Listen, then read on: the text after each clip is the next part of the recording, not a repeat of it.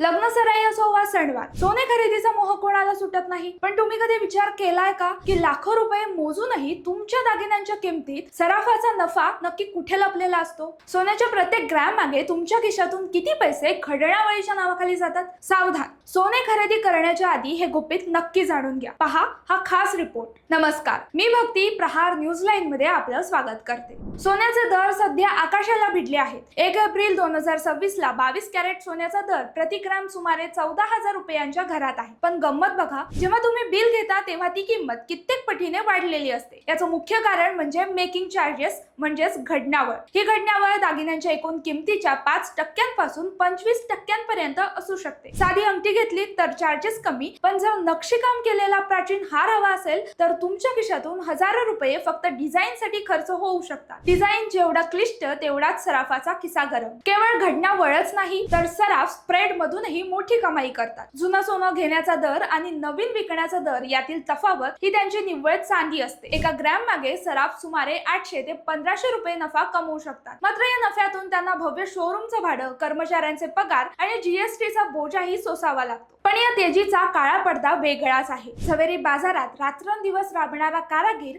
आज बेरोजगार झालाय. विक्री घटल्याने कित्येकांचे उत्पन्न 50% कमी झालंय. शोरूम झळाळत असली तरी त्यामागे राबणारा हात आज आपल्या गावी परततोय. तर बिलातल्या त्या छुप्या आकड्यांचा हिशोबही मागा. दागिन्यांची चकाकी ही कारागिराच्या कौशल्यावर अवलंबून असते, पण त्याचा मोबदला ग्राहकाच्या खिशातून सराफाच्या तिजोरीत किती जातो हा पारदर्शकतेचा प्रश्न आहे. त्यामुळे सतर्क ग्राहकच सोन्याच्या बाजारात स्वतःची फसवणूक टाळू शकतो. तेव्हा सोनं पारखून घेता तसंच बिलही तपासा, कारण कष्टाच्या पैशाला मोल असतं हे विसरू नका. तर सोनं घेताना मेकिंग चार्जेस वर घासाघीस करायला विसरू नका. तुमची एक छोटीशी जागरूकता तुमचे हजारो रुपये वाचवू शकते. माहिती आवडली असेल तर कमेंट्स मध्ये नक्की कळवा आणि असेच नवनवीन व्हिडिओ पाहण्यासाठी प्रहार न्यूज लाईनला लाईक, शेअर, फॉलो आणि सबस्क्राईब करायला विसरू नका. धन्यवाद.